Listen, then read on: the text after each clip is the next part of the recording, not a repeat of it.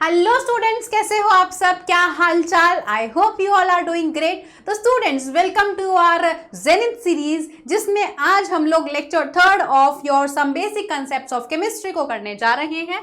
सो without any further delay start करते हैं। लेकिन स्टार्ट करने से पहले अगर आप लोग इस चैनल पे न्यू हो तो फटाफट से यार चैनल को सब्सक्राइब कर दो, अपने फ्रेंड्स के साथ फटाफट से शेयर कर दो, क्योंकि यार बहुत मेहनत लगती है सेशंस लाने में।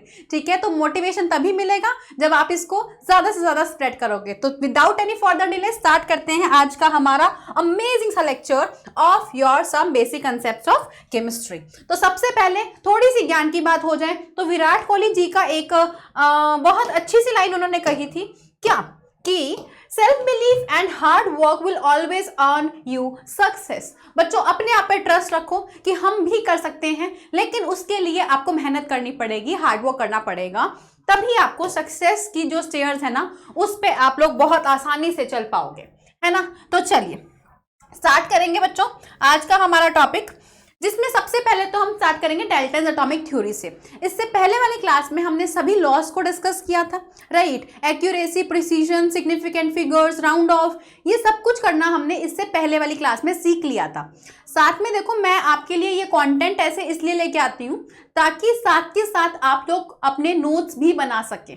बहुत प्यारे से सुंदर से नोट्स बने होने चाहिए, क्योंकि जितने बढ़िया नोट्स होते हैं ना उतना पढ़ने का मन करता है ना। अगर बहुत लिटिल उसमें लिखा हुआ होगा जो बाद में खुद को समझ नहीं आ रहा तो वो डिफिकल्ट हो जाएगा आप लोगों के लिए, राइट।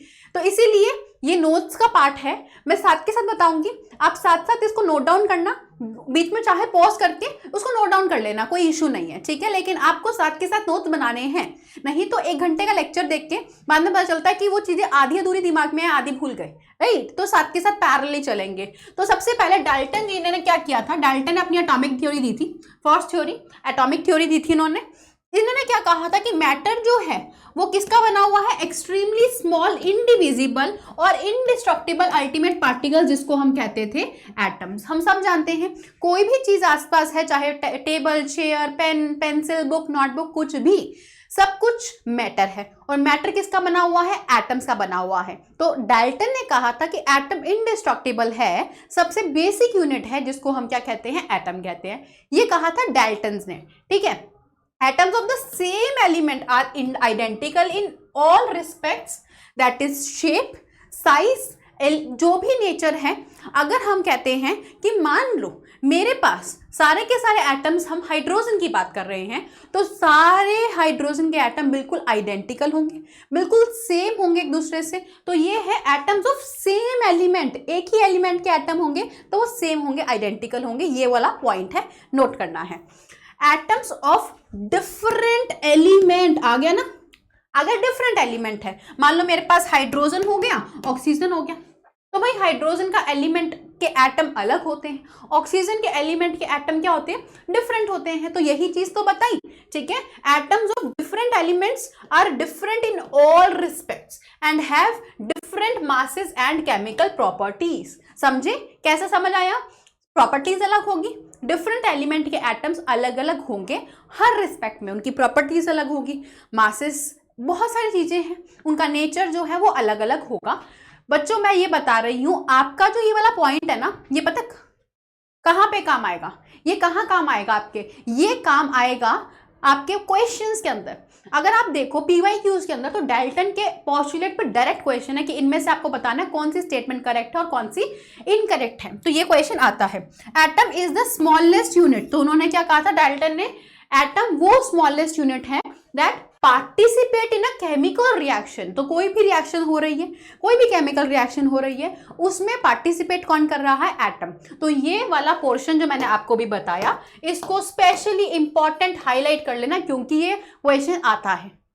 आपसे ये पूछ लेता है कि which of the following postulate of Dalton is incorrect. ये जेईई मेन के अभी जैन अटेम्प्ट का भी क्वेश्चन था, तो आप नीट वाले बच्चों को भी पता होना चाहिए कि कहाँ कहाँ से क्वेश्चन जो है वो उठा के आ सकते हैं, ठीक है। नीट में भी प्रीवियस ईयर क्वेश्चन में आया हुआ है। देन उसके बाद है एटम्स ऑफ 2 और more elements combine in a fixed, यहाँ पे आ गया काम की चीज, ये वाला point, combine in a fixed ratio, 2 या 2 से ज्यादा एलिमेंट, जैसे H2O है ना, H2O के अंदर हाइड्रोजन और ऑक्सीजन कंबाइन कर रहे थे। H2O के अंदर क्या हुआ था, H2O में हाइड्रोजन और ऑक्सीजन ने कंबाइन किया था फिक्स रेशियो में, ये हम पढ़ के आ चुके हैं, लॉ ऑफ कांस्टेंट प्रोपोर्शन, है ना, टू फॉर्म कंपाउंड एटम्स। पहले उनको बोलते थे कंपाउंड एटम्स, आज के टाइम पे उसको हम बोलते हैं मॉलिक्यूल्स, राइट। आज के टाइम पे क्या बोलते हैं, मॉलिक्यूल्स बोलते हैं, पहले क्या बोलते थे, कंपाउंड एटम्स, एटम्स मिलकर बना देंगे कंपाउंड एटम्स, ऐसा बोलते थे, ठीक है। एटम्स कैन नाइदर, ये तो लाइन सभी को पता है ना, atoms can neither be created nor be destroyed, neither be created nor be destroyed during any chemical reaction. ना तो हम एटम को बना सकते और ना ही एटम को हम तोड़ सकते। तो ये वाली लाइन क्या थी, एटम को ना तो हम बना सकते हैं और ना ही हम उसको डिस्ट्रॉय कर सकते हैं, तोड़ सकते हैं।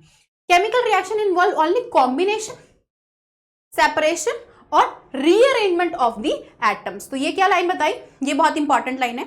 ये लाइन ये बता रही है कि कोई भी केमिकल रिएक्शन हो रही है उसमें एटम्स कैसे पार्टिसिपेट कर रहे हैं, या तो एटम एटम्स के साथ कंबाइन कर रहे हैं, है ना, या फिर क्या हो रहा है, एटम्स एक दूसरे से सेपरेट हो रहे हैं, या फिर एटम एक जगह से उठ के दूसरी जगह चले गए हैं। तो कॉम्बिनेशन, सेपरेशन या रीअरेंजमेंट हो रहा है एटम्स का और बन रहे हैं मॉलिक्यूल्स, ठीक है, जिसको हम कंपाउंड एटम्स प्रायरली कहते थे। तो ये थी डाल्टन के पोस्टुलेट। अब अचीवमेंट ऑफ द थ्योरी, यानी कि थ्योरी का क्या अचीवमेंट था, क्या फायदा था, थ्योरी ने क्या ऐसा चीज उखाड़ ली जो बाकी थ्योरीज ने नहीं बता पाई। तो भाई ये वाली थ्योरी ने ना स्पेशल ये चीज बताई कि one could derive the laws of chemical combination. कल करके आए थे ना हम लॉस, है ना, इससे पहले वाले लेक्चर में हमने law of conservation of mass, law of constant proportion, law of multiple proportion, reciprocal, है ना। तो ये वाली लॉस सारी की सारी डाल्टन ने बताने में सक्सेसफुल हुई थी, मतलब इसकी थ्योरी ये लॉस को बता पा रही थी, ये पॉइंट था, ठीक है। उसके बाद अब देखो, जब हम थ्योरी की बात करते हैं तो केमिस्ट्री में या फिजिक्स में या कहीं भी, है ना, बायो में देख लो, कहीं भी देख लो, थ्योरी कोई चलाते हैं तो उसकी कहीं ना कहीं लिमिटेशन तो निकाल के लेके आते ही हैं। वो ये तो ना इंडियंस की आदत होती है कमियां निकालने की, है ना, तो ये कमी निकाली जा रही है। अब क्या कमी निकाली जा रही है, लिमिटेशन ये है, सबसे पहले जे थॉमसन जो साइंटिस्ट थे, इनका नाम आएगा, ये महान थे कमी निकालने में, Thomson, Rutherford, Bohr, Thomson, Rutherford और बोहर, ये साइंटिस्ट थे जिन्होंने कमी निकालने में ना कसर नहीं छोड़ी। कमी क्या निकाली, ये एटॉमिक थ्योरी को वापस इन्होंने देखा और उसमें से कुछ ना कुछ लिमिटेशंस निकाली, राइट, मॉडिफाई करा और नई एटॉमिक थ्योरी दी अपनी। तो यहाँ पर मेन डाल्टन की थ्योरी के ड्रॉबैक्स क्या थे, बहुत इंपॉर्टेंट है यार, यहाँ पर से ना डायरेक्ट क्वेश्चन आपका थ्योरी बेस्ड उठा के आता है। नीट में क्या चाहिए, एनसीईआरटी का क्वेश्चन डायरेक्ट उठा के आता है, ये एनसीईआरटी की लाइंस ही है, ठीक है। He could explain the laws of chemical combination, ठीक है जी। अभी हमने बताया डाल्टन ने सारी लॉज को एक्सप्लेन किया था, लेकिन एक लॉ जो थी ना वो चूक गई थी। कौन सी वाली, गैशियस वॉल्यूम वाली। कौन सी वाली लॉ चूकी थी, लॉ ऑफ गैशियस वॉल्यूम जो थी ना भाई, वो वाली लॉ क्या कर दी उन्होंने, चूक गई, ठीक है। तो यहाँ पे ध्यान रखना, explain the laws of chemical combination by mass but fail to explain the law of gaseous volume. जो गेलियस वाला था वो वाला पार्ट को क्या कर दिया, मिस कर दिया। तो यहां से क्वेश्चन बनके क्या आ सकता है, यहां से क्वेश्चन बनके आ सकता है कि बताओ कौन सी वाली लॉ को उन्होंने क्या कर दिया था, निग्लेक्ट कर दिया था, मिस कर दिया था, ये पूछ सकते हैं, ठीक है। नेक्स्ट आएंगे, ही कुड नॉट एक्सप्लेन, क्या चीज एक्सप्लेन नहीं किया, why atoms of different elements have different masses, different size, different valencies. तो यहां से आ गई कमी कि क्यों ऐसा हो रहा है कि अलग अलग एलिमेंट्स के अगर एटम्स है तो उनका मास अलग था, ये डाल्टन ने बताया, लेकिन क्यों अलग था ये बताने में वो अनसक्सेसफुल रह गए, ठीक है। He could not explain how and why atom of different elements combine with each other. मतलब कंबाइन करना तो उन्होंने कहा कि कंबाइन कर रहे हैं, लेकिन कैसे कर रहे हैं कंबाइन, है ना, हाउ, मतलब किस तरीके से वो कंबाइन कर रहे हैं, कौन से बॉन्ड बना रहे हैं और क्यों कंबाइन कर रहे हैं। बाद में पता चला ना वो तो हमें कि बॉन्ड इसलिए बना रहे हैं ताकि वो अपनी वैलेंसीज को कंप्लीट कर सके, वो अपने ऑक्टेट्स को कंप्लीट कर सके, राइट, आयोनिक बन रहे, कोवलेंट बन रहे, वो बाद में पता चला। तो ये चीज थी। He fail to explain the nature of forces, वही अगेन कौन से बॉन्ड्स हैं, कौन से फोर्सेस है जिनसे वो बॉन्ड बने, ठीक है। और उन्होंने ना अल्टीमेट पार्टिकल एलिमेंट का और कंपाउंड का नहीं बता पाए। No satisfactory explanation between the ultimate particle of an element and that of a compound. तो याद नहीं कि ना तो एलिमेंट और ना ही कंपाउंड का अल्टीमेट पार्टिकल का पता चला। तो देखो अब आ गई थ्योरी नई जिसका नाम है modern atomic theory. Modern atomic theory इस चीज की ओवरकम्स, देखो क्या क्या लिमिटेशन आ रही थी डाल्टन की उसको बता रहा था। सबसे पहले तो एटम को, अब जो हम कह रहे थे ना बेसिक यूनिट है, वो बेसिक यूनिट नहीं है, उसके अंदर भी बहुत सारे पार्टिकल्स हैं जिसको बोलते हैं सब एटॉमिक पार्टिकल, यानी एटम के अंदर के पार्टिकल जिसको बोलेंगे सब एटॉमिक पार्टिकल, जैसे कि इलेक्ट्रॉन्स, प्रोटॉन्स एंड न्यूट्रॉन। तो ये क्या कहा, atom is no longer considered to be indivisible, it has been found that an atom has a complex structure. तो एटम की स्ट्रक्चर बहुत ज्यादा कॉम्प्लेक्स थी और उसके अंदर फर्दर सब एटॉमिक पार्टिकल्स थे, इलेक्ट्रॉन्स, प्रोटॉन्स, न्यूट्रॉन्स और भी थे, आगे पता चलेंगे। ठीक है, अगली पॉइंट देखो, अब एटम, उन्होंने क्या कहा था, डाल्टन ने कहा था कि सेम एलिमेंट के एटम क्या होंगे, सेम होंगे। लेकिन माय डियर स्टूडेंट्स, आप में से मुझे ना जल्दी जल्दी वीडियो पॉज करके बताना, आइसोटॉप्स आपने नाम सुना है, क्या होते हैं आइसोटॉप्स? जिसको पता है फटाफट वीडियो पॉज करके ऑनेस्टी से मुझे आंसर बताना। तो बच्चों आइसोटॉप्स अगर हम बात करें तो कार्बन जो ले लो, मान लो कार्बन ले लिया, तो कार्बन का मास मैं अगर आपसे पूछूंगी आप कहोगे 12 होता है मैम, है ना। लेकिन मैं कह रही हूँ कि कार्बन जो है वो नेचर में 14 वाला भी एग्जिस्ट करता है।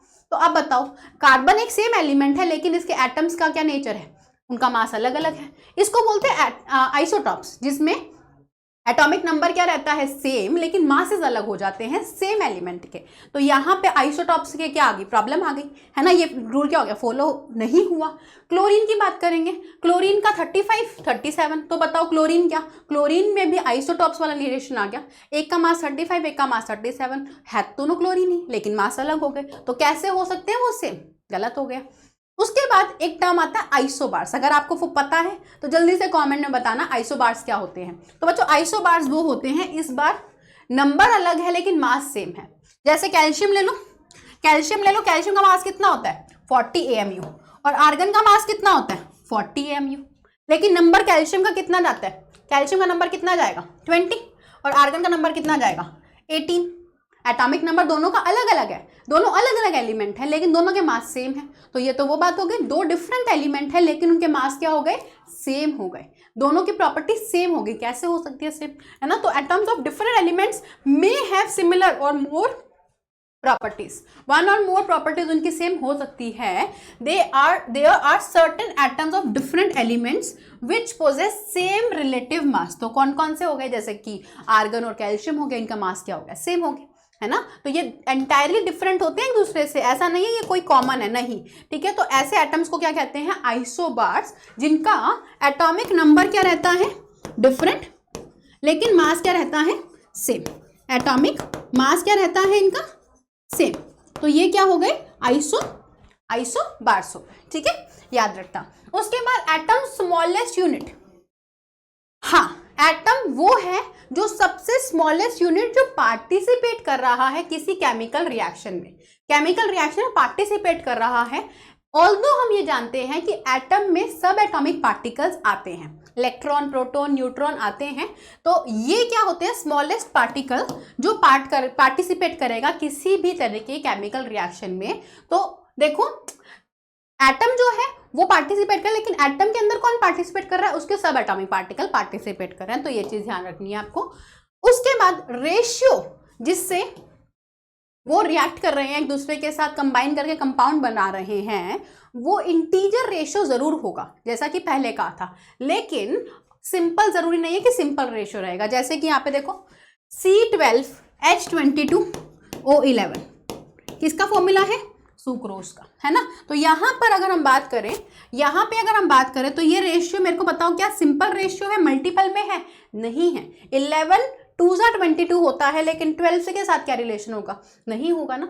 अगर मैं इसको सिंपल बनाना चाहूँ, ये सिंपल रेशियो नहीं है, तो ये कह सकते हैं कि रेशियो इंटीग्रल हो सकता है लेकिन सिंपल नहीं हो सकता है। तो यहाँ पर आ गया इसका लिमिटेशन, ठीक है। तो शुगर मॉलिक्यूल सुक्रोज का स्ट्रक्चर है, सुक्रोज का फॉर्मूला है, उसमें रेशियो जो होगा वो 12:22:11 है, जो कि सिंपल नहीं होता है, कॉम्प्लेक्स रेशियो है ये, ठीक है। उसके बाद नेक्स्ट पॉइंट एटम जो होता है वो एक एलिमेंट का चेंज हो सकता है दूसरे एलिमेंट के एटम के अंदर, ये भी हो सकता है। देखो कैसे, एग्जाम्पल ले लोगे नाइट्रोजन, इसका बहुत बढ़िया एग्जांपल है। नाइट्रोजन ने क्या किया, उसने जैसे ही अल्फा रेस के साथ में इंटरेक्ट किया वो ऑक्सीजन में कन्वर्ट हो गया, समझे। नाइट्रोजन अल्फा रेस के साथ मिलकर किस में कन्वर्ट हो गया, किस में कन्वर्ट हो गया, ऑक्सीजन में कन्वर्ट हो गया। ऐसे यूरेनियम जो होता है उसको भी कन्वर्ट कर सकते हैं प्लूटोनियम में, ठीक है। कैसे, अगर उसके साथ में न्यूट्रॉन्स आ जाए, उसके साथ में न्यूट्रॉन्स आ जाए तो इस तरीके से एक एटम दूसरे एटम में भी कन्वर्ट हो सकता है। यानी कि हम कह रहे थे ना एटम इनडिस्ट्रक्टिबल है, तो भाई वो अब नो लॉन्गर बी इनडिस्ट्रक्टिबल, वो अब इनडिस्ट्रक्टिबल नहीं है, क्योंकि यहाँ पर क्या हो रहा था, यहाँ पे हो रहा था एक एलिमेंट के एटम का दूसरे एलिमेंट के एटम में कन्वर्जन हो रहा, ठीक है। The mass of atom can be change into energy, ये वाला रिलेशन बहुत इंपॉर्टेंट है। हमने क्या कहा था, लॉ ऑफ कंजर्वेशन ना, मास चेंज नहीं होता है। तो देखो आपने आइंस्टाइन का रिलेशन पढ़ा, E is equals to MC square, ये सभी ने पढ़ा होगा, E is equals to MC square. तो यहाँ पे इस रिलेशन में एनर्जी और मास का रिलेशन है, मतलब एनर्जी जो रिलीज हो रही है वो भी मास, उसके अंदर भी कुछ मास है ना। तो यानी कि मास can be change into energy, atom का मास क्या होता है, एनर्जी की फॉर्म में चेंज हो सकता है। तो हम ये नहीं कहेंगे कि मास can neither be created not be destroyed, अगर वो एनर्जी की फॉर्म में भी क्या हो सकता है, कन्वर्ट हो सकता है। तो मैंने आपको कल वाली क्लास में बताया था, law of conservation of mass energy बोलेंगे, ना कि मास, है ना। लेकिन केमिकल रिएक्शन में एटम रिमेन अनचेंज, तो कोई केमिकल रिएक्शन जनरली कर रहे हैं तब एटम में चेंज नहीं आएगा, ये चीज ध्यान रखना है, ठीक है। तो अब आएंगे नेक्स्ट हमारी हाइपोथेसिस पे, जिसका नाम है बर्जीलियस की हाइपोथेसिस। तो बच्चों ये बर्जीलियस नाम के साइंटिस्ट ने ना कुछ बताया था, इन्होंने ना ये लाइन इंट्रोड्यूस करी थी, equal volume of all gases contain equal number of atoms under similar condition of temperature and pressure. मतलब कि उन्होंने कहा कि जैसे मान लो ये मेरे पास कंपाउंड है, हाइड्रोजन क्लोरीन मिलके बना रहा है हाइड्रोक्लोरिक एसिड का गैस, ठीक है, ये बना रहा है। तो इक्वल वॉल्यूम मतलब हाइड्रोजन का एन एटम, क्लोरीन का एटम मिलकर क्या बना देगा, हाइड्रोक्लोरिक एसिड गैस का डबल एन, है ना। एन मिलके क्या बनाएगा, 2n ही तो बनाएगा, एन मिलके क्या बना देगा, 2n बना देगा। यही बताया इन्होंने, एन और एन मिलके बना देगा 2n। हाइड्रोजन का एक एटम, क्लोरीन का एक एटम, तो हाइड्रोक्लोरिक एसिड का कितना हो जाएगा, 2 एटम बन जाएंगे। एन मिलके बना रहा है 2n, तो 1 मिलके क्या बना देगा, 2 बना देगा। एक एग्जांपल दिया, अगर n का वैल्यू मैंने 1 लिख दिया तो, है ना। अगर मैंने इसको सारे को डिवाइड कर दिया 2 से, तो ये 1/2 हो जाएगा, ये भी 1/2 हो जाएगा, और ये भी क्या हो जाएगा, 1 हो जाएगा। मतलब इन्होंने बेसिकली ना, बर्जीलियस ने क्या कहा था, इन्होंने कहा था इक्वल वॉल्यूम्स अगर हम ले रहे हैं हाइड्रोजन क्लोरीन के, तो उनके एटम्स भी क्या होंगे, बिल्कुल सेम होंगे, बिल्कुल बराबर होंगे। 1 लीटर इसका 1 लीटर इसका, तो वो किस में जो भी अमाउंट होगा एटम्स का वो दोनों में सेम होगा, ये चीज़ बर्जीलियस ने कही थी। लेकिन कॉन्ट्राडिक्शन आ गई डाल्टन से, क्योंकि देखो हाइड्रोजन और क्लोरीन मिलकर बना रहे हैं हाइड्रोक्लोरिक एसिड गैस। अगर मैंने एक हाइड्रोक्लोरिक एसिड गैस बनानी है, एक कंपाउंड एटम बनाना है, तो उसके लिए मुझे आधे आधे एटम चाहिए होंगे हाइड्रोजन और क्लोरीन के। तो बताना जरा, हाइड्रोजन आधा पॉसिबल है, आधा हाइड्रोजन होता है। तो डाल्टन ने तो कहा था कि एटम को तोड़ नहीं सकते हैं, लेकिन यहाँ तो आधा ले रखा है ना। तो यहाँ से कॉन्फ्लिक्ट आ गया था, उस कॉन्फ्लिक्ट को, यानी कि इसका बर्जीलियस का डाल्टन के साथ कॉन्फ्लिक्ट को क्योर करने के लिए, ठीक है, उसको सही प्रूफ करने के लिए यहाँ पर एवोगैड्रो जी आए मदद करने के लिए। एवोगैड्रो की लॉ आई बर्जीलियस के बाद में। इन्होंने कहा कि मैटर जो होता है उसके पास 2 तरीके के पार्टिकल्स होते हैं, ठीक है। एक होता है एटम, एक होता है मॉलिक्यूल। एक होता है एटम, एक होता है मॉलिक्यूल। अब होते क्या है, उनके अकॉर्डिंगली, एवोगैड्रो के अकॉर्डिंगली, जो स्मॉलेस्ट पार्टिकल है किसी एलिमेंट का, जो मे और मे नॉट हैव, मतलब कि भाई ये देखो बहुत इंपॉर्टेंट बात है, स्मॉलेस्ट पार्ट जो एक एटम का है, जो एलिमेंट का है, जो अकेला एग्जिस्ट कर सकता भी है और नहीं भी, दोनों सी बात है, depending upon the nature of that atom, have independent existence and take part in chemical reaction, उसको क्या कहेंगे, एटम कहेंगे। समझे क्या बताया, स्मॉलेस्ट पार्टिकल हम जो एटम का जो पार्टिसिपेट कर सकता है, करेगा, जिसकी existence separate individually independent existence हो सकती भी है और नहीं भी, वो है atom. The smallest particle of a substance, element और compound capable of independent existence. आप देखो, चाहे एलिमेंट हो चाहे कंपाउंड हो, उसका सबसे स्मॉल पार्टिकल जो इंडिपेंडेंट एग्जिस्ट करेगा ही करेगा, ठीक है, वो होता है मॉलिक्यूल। जो करेगा ही करेगा, जो इंडिपेंडेंट एग्जिस्टेंस करेगा, उसको बोलते हैं मॉलिक्यूल। एटम कंबाइन करके स्टेबल फॉर्म में क्या बनाते हैं, मॉलिक्यूल। अब हाइड्रोजन बताओ, अकेला एग्जिस्ट करता है? हाइड्रोजन जो होता है वो अकेला नहीं एग्जिस्ट करता, तो हाइड्रोजन का ये एटम है, ये can not be exist, no independent existence, no independent independent नहीं है इसके पास, नो इंडिपेंडेंट एग्जिस्टेंस, हाइड्रोजन की नहीं है, ठीक है, इसकी नहीं है, तो ये क्या करेगा, दूसरे हाइड्रोजन के साथ मिलकर बना देगा मॉलिक्यूल।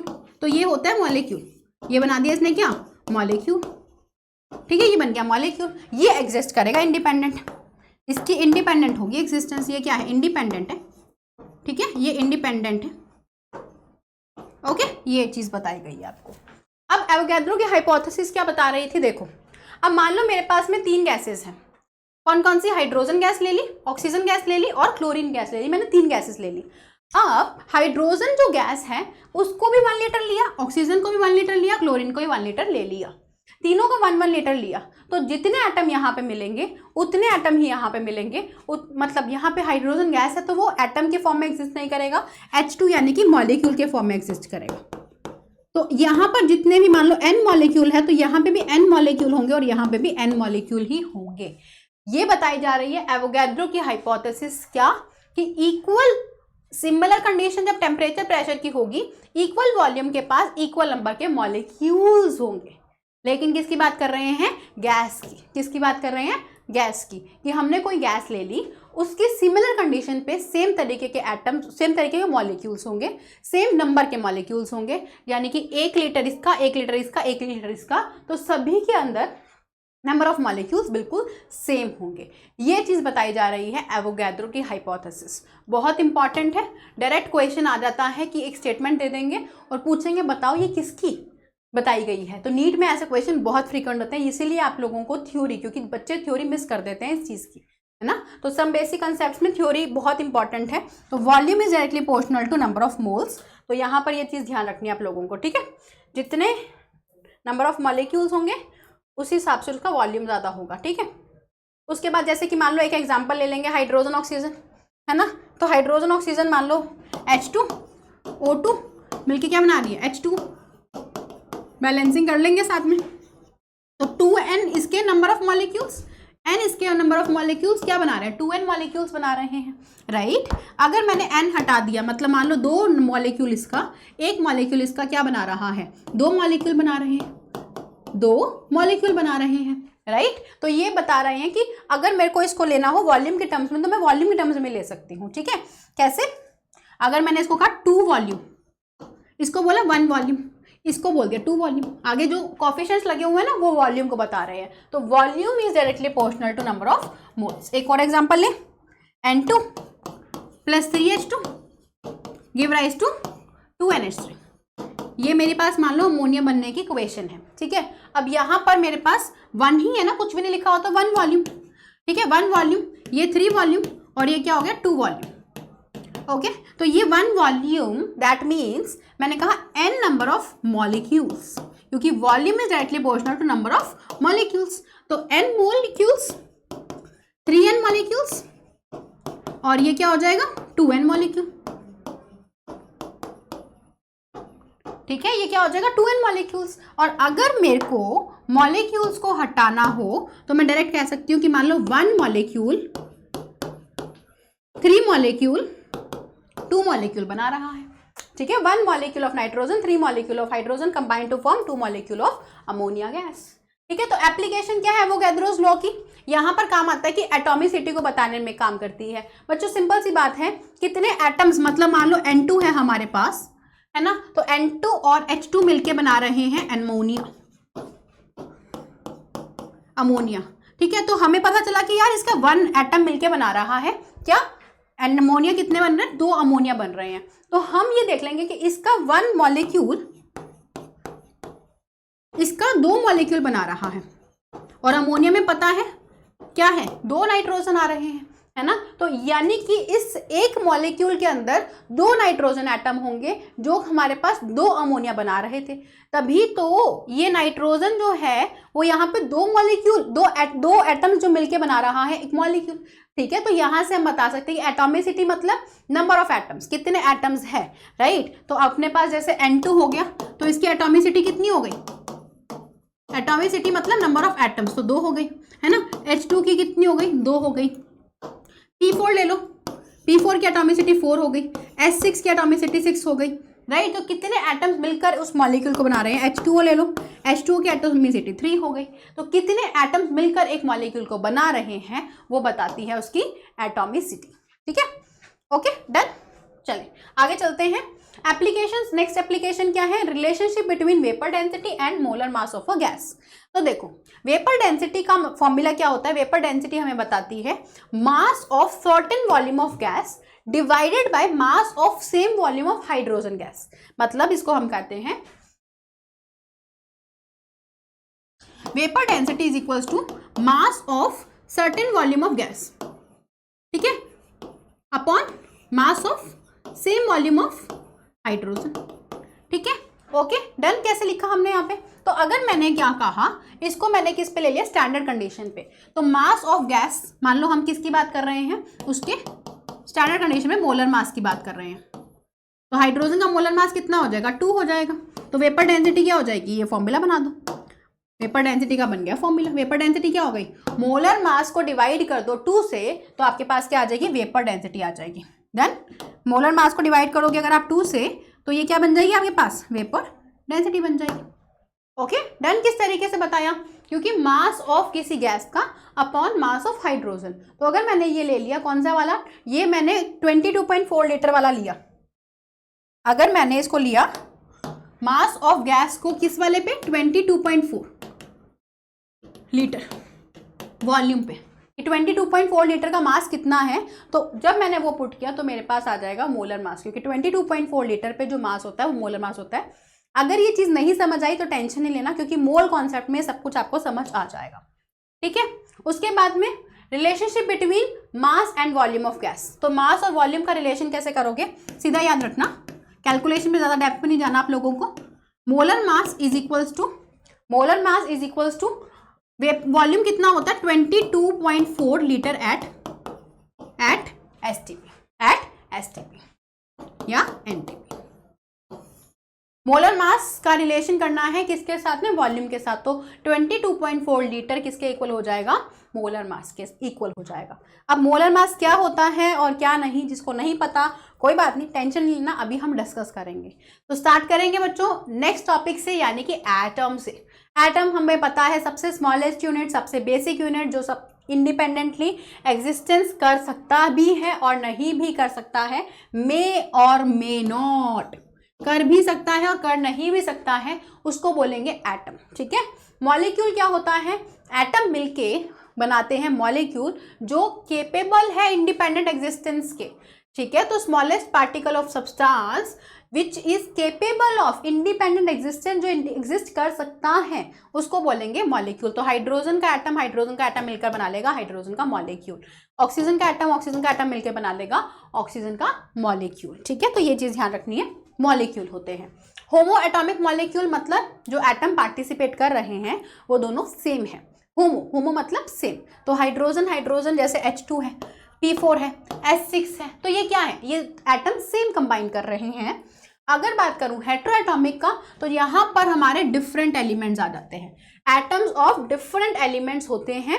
इसको हम डिपेंडिंग ऑन कितने एटम कंबाइन करके मॉलिक्यूल बना रहे हैं, दो एटम्स मिलकर बना रहे हैं मॉलिक्यूल, जैसे कि HCl, ये क्या है, डायटॉमिक हो गया। ट्राई मतलब 3 एटम, जैसे CO2, H2O, ये ट्राई एटॉमिक है, 3 एटम है ना, एक कार्बन का और 2 ऑक्सीजन का, ट्राई एटॉमिक। टेट्रा मतलब 4, तो ये अमोनिया में क्या है, 4 एटम हो गए। NH3 एक नाइट्रोजन 3 हाइड्रोजन, तो 4 एटम हो गए। CH4 कितना एटम हो गया, एक कार्बन का 4 हाइड्रोजन का, तो 5 एटम हो गए, तो पेंटा एटॉमिक हो गया। PCl5 तो एक फॉस्फोरस का 5 क्लोरीन के, टोटल 6 एटम हो गए, तो हेक्सा एटॉमिक। तो डिपेंड करता है कितने एटम कंबाइन कर रहे हैं, उस अकॉर्डिंग हम उसको एटॉमिसिटी बता देंगे। ठीक है, तो ये देखो हाइड्रोएटॉमिक में कार्बन डाइऑक्साइड दिख रहा है ना, अलग अलग शेड्स के, मतलब वो अलग एटम है। कार्बन और ऑक्सीजन अलग अलग एलिमेंट्स हैं, उनके एटम्स जो है वो कंबाइन कर रहे हैं, तो यही है हेटेरोएटॉमिक, है ना। H2O, ये कौन सा हो गया, अमोनिया हो गया, ये कौन सा हो गया, मीथेन हो गया। ठीक है, तो ये क्या है, हेटेरोएटॉमिक, अलग अलग एटम्स हैं। उसके बाद आएंगे एटॉमिक मास पे। बच्चों ये वाला पार्ट बहुत इंपॉर्टेंट है, एटॉमिक मास। तो हम क्या करते हैं ना, हम लोग जैसे कि कार्बन को ले लेते हैं, कार्बन के 12 पीस कर लेते हैं, 1 2 3 4 ठीक है, तो हमने क्या किया, कार्बन के 12 पीस कर दिए, मान लो 12 पीस कर दिए। कौन है ये, कार्बन है जिसका मास लेते हैं 12। ठीक है, 12 पीस कर लिए। तो अब एक रखा हमने तराजू, तराजू के ऊपर एक तरफ हमने रख दिया कार्बन, कौन सा वाला, 12 का 1/12। क्या किया हमने, एक तरफ तराजू के वो कार्बन का ना 1/12 पीस रख दिया। क्या किया हमने, 1/12 जो पीस था ना, ये वाला पीस मान लो, इसको हमने क्या रखा, तराजू की एक साइड पे रख दिया, दूसरी साइड पे जिसका हमें निकालना था वो रख दिया। ठीक है, अब हमें निकालना है इसका, दूसरी साइड ये रख दिया। जिस किसी अननोन का निकालना है वो हम इसके रिलेशन में निकाल रहे हैं। जैसे तराजू पे वेट करते हैं ना हम, वेइंग बैलेंस होता है, वैसे ही कार्बन का एक साइड मास हमने फिक्स कर दिया। कितना लिख दिया इसको, 1 AMU, 1 AMU atomic mass unit हमने फिक्स कर दिया। इसका मास कितना, 1 AMU। अब इसके रिस्पेक्ट में जिस किसी अननोन का मास है वो हमें निकाल सकते हैं। कैसे, अननोन वाले मास को यहाँ पे रख के। ठीक है, तो एटॉमिक मास क्या होता है, ये एक रिलेटिव मास है, यानी कार्बन की तुलना में हम कंपेयर कर रहे हैं कि हम कह रहे हैं ना, मैं कितनी, मतलब ऐसा बोलते हैं ना कि ये उससे कितना लंबा है, राइट, ये इंसान उस दूसरे वाले पर्सन से कितनी हाइट में लंबा है, तो हम रिलेशन ले रहे हैं, तो उसको बोलते हैं रिलेटिव एटॉमिक मास। तो इस तरीके से मासेस को निकाला जाता था, average relative mass of atom compare to mass of carbon 12, यानी कार्बन 12 के कंपेरेटिवली इसका मास कितना भारी है वो बताएंगे हम एटॉमिक मास। तो ये क्या है, एक एवरेज मास है। डन, ठीक है, तो एटॉमिक मास क्या होता है, mass of atom divide by 1/12 of mass of carbon atom. तो किसी मास, जो भी एटम का मास है उसकी कंपैरिजन कर रहे हैं ना कार्बन से, तो डिवाइड करना जरूरी है कार्बन के 1/12 को। और ये है कितना, ये एक्चुअली 1 AMU ही तो है, जो हमने 1 ही तो रखा था। ठीक है, तो एक कंपैरिजन कर लिया, राइट। अब बात करेंगे, तो ये देखो ये लिस्ट बना रखी है बच्चों, आप लोगों को लर्न करने हैं ये मासेस, जिसमें मेनली आपके मासेस जो होते हैं ना वो कौन से यूज होते हैं, मेनली यूज होने वाले अभी एल्यूमिनियम है, एंटीमनी वगैरह नहीं यूज होंगे इतने, मैंने लिस्ट करके यहाँ पे लिख दिया है, लेकिन मेन जो है ना आपके बार बार यूज होते हैं, राइट, वो यहाँ पर मैं आपको पॉइंट आउट कर रही हूँ, वो वाले मासेस आप लोग अच्छी तरीके से लर्न कर लेना।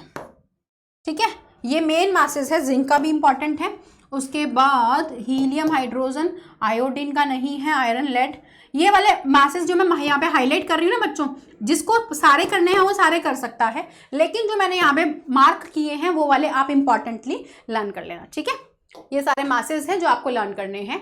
मास स्पेक्ट्रोमीटर एक ऐसा इंस्ट्रूमेंट होता है जो मेजर करने के लिए यूज करते हैं एटॉमिक मास को। ठीक है, मास स्पेक्ट्रोमीटर एक्यूरेटली मेजर करता है। अब आता है एवरेज एटॉमिक मास। तो बच्चों देखो, मैंने आपको क्या बताया था, मैंने आपको कहा था कि जैसे कि कुछ एलिमेंट्स है, राइट, मान लो क्लोरीन की बात कर रहे हैं हम, क्लोरीन हमारे पास एक मास है 35 वाला और दूसरा क्लोरीन हमारे पास है 37 वाला। और अगर आप लोग ढूंढोगे यहाँ पर, ये देखो क्लोरीन का मास यहाँ पे अगर आपको दिख रहा हो 35.5 लिखा हुआ है, आप कहोगे मैम क्लोरीन का मास तो आपने अभी 37 बताया है ना, तो यहाँ पर देखो क्लोरीन का एक एलिमेंट का मास है 35, दूसरे का मास है 37। तो हम नेचर में ये प्रॉब्लम को, क्योंकि बार बार हम मास स्पेक्ट्रोमीटर यूज करके मेजर नहीं कर सकते हैं मासेस को, करेक्ट, तो इसी वजह से इस प्रॉब्लम को ओवरकम करने के लिए हम ऐसे एलिमेंट्स जो अलग अलग मासेस में पाए जाते हैं उनका एवरेज ले लेते हैं, उनकी एबंडेंस के अकॉर्डिंगली कि नेचर में कितने पाए जा रहे हैं, राइट। तो यहाँ पर हम क्या करेंगे, क्लोरीन का 35 वाला और 37 वाले का नेचुरल अबंडेंस देख लो। 35 वाला ये आपका दूसरा एग्जांपल दे रखा है क्या, ओके, सो एक क्लोरीन का जो मास होता है 35 वाला, ये आई गेस 75% होता है और ये 25% होता है। ठीक है, ये वाला इसका रेशियो रहता है। तो अब हम क्या करते हैं, एवरेज निकालते हैं। एवरेज मास कैसे निकाला जाता है, किसी का भी निकालना हो, जैसे कि यहाँ पर देखो, यहाँ पे कार्बन के 12 वाला, 13 वाला और 14 वाला 3 दे रखे हैं आपको मासेस, और उसके एबंडेंस, एबंडेंस मतलब उनकी परसेंटेज। तो कैसे निकालोगे एवरेज मास, एवरेज के लिए आपको पता है क्या करना है, सिंपल सा मास, सिंपल सा फॉर्मूला है, सिंपल सा फंडा लगाना है। एवरेज मास निकालने के लिए आपको मास लिखना है फर्स्ट एलिमेंट का, जो भी उसका फर्स्ट वाला पार्ट है उनका, उसका परसेंटेज, प्लस सेकंड का इंटू उसका परसेंटेज, प्लस थर्ड का इंटू उसका परसेंटेज, जितने भी है अपॉन कर दो 100 से। अगर आपको परसेंटेज दे रखा है तो डिवाइड कर दो आप 100 से, सिंपल। मासेस लिखा, डिवाइड कर दो उसके 100 से, सिंपल है ना, क्लियर है कैसे किया हमने, मासेस लिखा, और उसको डिवाइड कर दिया 100 से, तो ये बन जाएगा हमारा एवरेज मास। एवरेज जैसे क्लोरीन का था तो 35 को मल्टीप्लाई कर दिया उसका अबंडेंस से, यानी कि 75% अगर था उसका, प्लस 37 दूसरे वाले का मास था, इनटू कर दिया 25% से, डिवाइड कर दो किससे, 100 से, तो ये क्या बन गया, एवरेज मास निकल गया। ठीक है, तो इस तरीके से जब सॉल्व करोगे तो 35.5 आएगा। AMU लिखना भूलना नहीं है, एटॉमिक मास यूनिट। ठीक है, एटॉमिक मास यूनिट। तो इस तरीके से आप एवरेज निकाला जाता है। जैसे कार्बन को लिखते हैं 12, क्योंकि उसका जो 12 वाला आइसोटोप है वो बहुत ज्यादा परसेंटेज का है ना, नहीं तो कार्बन का मास 14 भी होता है, लेकिन वो फ्रैक्शन बहुत कम है नेचर में, इस वजह से हम कार्बन का मास 12 पढ़ते हैं। ठीक है, ओके, ऐसे नियॉन के ये 3 हो गए। अब देखो अबेंडेंस को यहाँ पे परसेंटेज में नहीं दे रखा, फ्रैक्शन में दे रखा है। ठीक है, तो फ्रैक्शन जब दिया होता है तो 100 से डिवाइड करने का जरूरत नहीं है। जब आपको दिया हो फ्रैक्शन में, आप नोट डाल के लिख दो, no need to divide by 100, no need to divide by 100, 100 से डिवाइड करने का जरूरत नहीं है, नो नीड। ओके, कोई जरूरत नहीं है 100 से डिवाइड करने का, आप स्किप कर सकते हो। उसके बाद आता है मॉलिक्यूलर मास। अब देखो, अब एटॉमिक मास, एटम का मास हमने कंपेयर किया था कार्बन 12 से, मॉलिक्यूलर मास में हम मॉलिक्यूल का मास कंपेयर करेंगे किसके साथ, कार्बन 12 के साथ। मतलब इस बार तराजू में हमने एक साइड रखा हुआ है कार्बन, ठीक है, कार्बन कौन सा, 12 का 1/12, और दूसरी तरफ हमने मॉलिक्यूल को रखा गया है, मॉलिक्यूल को रखा गया है। मॉलिक्यूल कुछ भी हो सकता है, H2O, CH4, NH3, कुछ भी हो सकता है, तो ये मॉलिक्यूल को हमने कंपेयर किया है। ठीक है, डन, क्लियर। तो यहाँ पर मॉलिक्यूल का मास निकालने का तरीका क्या है, H2O ले लो, इसका मास कैसे निकालोगे भाई, 2 हाइड्रोजन है तो 2 इंटू हाइड्रोजन प्लस ऑक्सीजन का मास। ठीक है, समझे कैसे किया, देखो 2 हाइड्रोजन है तो 2 इंटू हाइड्रोजन प्लस कर दिया ऑक्सीजन का मास, तो हाइड्रोजन का मास कितना होता है 1, ऑक्सीजन का मास कितना होता है 16, तो 2 + 16 यानी कि 18। AMU मॉलिक्यूल की बात कर रहे हैं ना, AMU। ठीक है, ऐसे ही मान लो मैंने लिख दिया CH4 का मास, कैसे करेंगे कैलकुलेट, कार्बन का मास प्लस 4 इंटू हाइड्रोजन, क्योंकि 4 हाइड्रोजन है तो कार्बन का मास होता है 12, हाइड्रोजन का मास होता है 1, क्या बन जाएगा 12 + 4 कितना बन जाएगा 16 AMU। ठीक है, ऐसे मान लो H2SO4 का निकालना है, H2SO4 का कैसे निकालोगे, 2 इंटू हाइड्रोजन, देखो जितना बेस में दिख रहा है मल्टीप्लाई में ले जाओ, बेस में 2 है तो 2 into hydrogen plus sulphur plus 4 into oxygen. Hydrogen का मास होता है 1, सल्फर का मास होता है कितना 32, और 4 इंटू ऑक्सीजन का कितना होता है 16। सॉल्व करोगे कितना आ जाएगा 98 AMU आ जाएगा। ठीक है, तो इस तरीके से हम एवरेज मासेस निकालते हैं। देन उसके बाद ग्राम एटॉमिक मास। तो अब जो एटॉमिक मास हमने किया था उसको ग्राम्स में जब एक्सप्रेस कर रहे हैं, ध्यान में रखना एटम का मास नहीं है, ग्राम एटॉमिक मास में एक एटम का मास नहीं है, बस सिंपल याद रखना ग्राम एटॉमिक मास का मतलब होता है एटॉमिक मास को जब हम ग्राम्स में लिख देते हैं। ठीक है, तो उसको हम ग्राम एटम भी लिख सकते हैं, ग्राम एटम भी लिख सकते हैं, मतलब आपको लिख दिया 1 ग्राम एटम ऑफ CH4। अभी CH4 का मास कितना निकाला था 16, याद है 16 निकाला था, ये देखो ये रहा 16, तो मैंने लिखा 1 ग्राम एटम CH4 मतलब लिख दो 16 ग्राम्स। याद रखना इसको इक्वल मत कर देना 1 एटम ऑफ CH4 के, ये नहीं है, एटम का मास नहीं है, 1 एटम CH4 का मास 16 AMU होता है, 16 AMU होता है। ठीक है, तो 1 gram atom is not equal to 1 atom, ये अलग होता है। ग्राम एटम में मास को ग्राम्स में लिख रहे हैं, सोचो ना एक एटम का मास 16 ग्राम जाएगा, सोच के देखो, दिमाग लगाओ, 1 ग्राम एटम। ठीक है, 1 ग्राम एटम मतलब मास इन ग्राम्स। और अच्छा वो हमने एटम की बात करी थी ना, एक सेकेंड, CH4 मत लो क्योंकि ये आपका ग्राम मॉलिक्यूल बन जाएगा, ये मॉलिक्यूल CH4 क्या है, मॉलिक्यूल है ना। ठीक है, मॉलिक्यूल है ना ये, तो ये मॉलिक्यूल के लिए है, एटम के लिए कोई एटम ले लो, पकड़ लो कोई भी आइटम, मतलब मान लो 1 ग्राम एटम किसकी बात कर रहे हैं, ऑक्सीजन की। ऑक्सीजन का मास कितना होता है 16 ही होता है, इसका मास भी 16 grams is not equal to 1 atom of oxygen. ठीक है, ऑक्सीजन का मास कितना होता है 16 AMU होता है। ठीक है, ये ध्यान रखना, क्या बताया, ग्राम एटम या ग्राम मॉलिक्यूल, जब मॉलिक्यूल CH4 एक मॉलिक्यूल है तो मॉलिक्यूल की बात करेंगे तो ग्राम मॉलिक्यूल लिखेंगे, एटम की बात करेंगे तो ग्राम एटम लिखेंगे। ठीक है, तो ये चीज़ है, और ध्यान रखना ग्राम एटम या ग्राम मॉलिक्यूल एक किसको बता रहा है, मास इन ग्राम्स को बता रहा है, एटम के और मॉलिक्यूल के, सिंपल, और कुछ भी नहीं है। फिर आता है फॉर्मूला मास। ये लगता है हमें मॉलिक्यूलर मास जैसा ही है, लेकिन ये डिफरेंट है। फॉर्मूला मास का मतलब क्या होता है बच्चों, आपने कब बहुत बार ये टर्म यूज किया होगा, NaCl, है ना, NaCl यूज किया है। NaCl देख के क्या लगता है कि एक Na एक Cl के साथ जुड़ा होगा, ऐसा ही लगता है ना, एक Na एक Cl के साथ जुड़ा होगा, राइट। लेकिन एक्चुअल में कहीं भी ऐसा एग्जिस्टेंस नहीं होता है। एक्चुअल में कुछ ऐसे सॉल्ट स्पेसिफिकली होते हैं जो नेचर में 3D फॉर्म में एग्जिस्ट करते हैं, ठीक है। जैसे कि ये देखो, NaCl के साथ इस तरीके से एग्जिस्ट करता है, मतलब कोई भी ऐसा मॉलिक्यूल नहीं होगा जिसमें एक Na एक Cl होगा, नो। इसमें एक Na 1 Na 6 Cl से सराउंडेड होता है और एक Cl 6 Na से सराउंडेड होता है, समझे। एक Na 6 Cl से और एक Cl 6 Na से सराउंडेड होता है। तो इन केसेस में हम एवरेज निकाल लेते हैं कि ओवरऑल मॉलिक्यूल में मान लो इतने Na इतने Cl, तो दोनों का रेशियो निकालिए कि एक Na एक Cl 1:1। तो यहाँ पे जो ये फॉर्मूलाज होते हैं, इनके फॉर्मूला को रिप्रेजेंट करने के लिए हम फॉर्मूला मास यूज करते हैं। इनके मास को रिप्रेजेंट करने के लिए फॉर्मूला मास कहते हैं, ठीक है। तो ये मॉलिक्यूलर फॉर्मूला नहीं है, ये मॉलिक्यूलर फॉर्मूला नहीं है, ये फॉर्मूला कौन से आ गए हैं, 3D वाले फॉर्मूला आ गया। तो ये मॉलिक्यूलर मास नहीं है, इसका मास निकालेंगे, ये फॉर्मूला मास निकलेगा, क्योंकि एक्चुअल में कोई मॉलिक्यूल ऐसा एग्जिस्ट नहीं करता जिसमें एक Na और एक Cl है।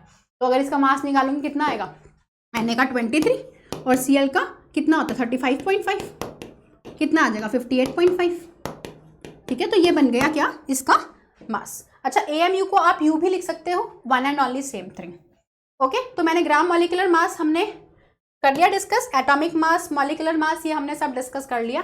लास्ट में बच्चों हम इसका ना क्वेश्चन पार्ट कर लेते हैं। Calculate the mass of 1.5 gram atom of calcium.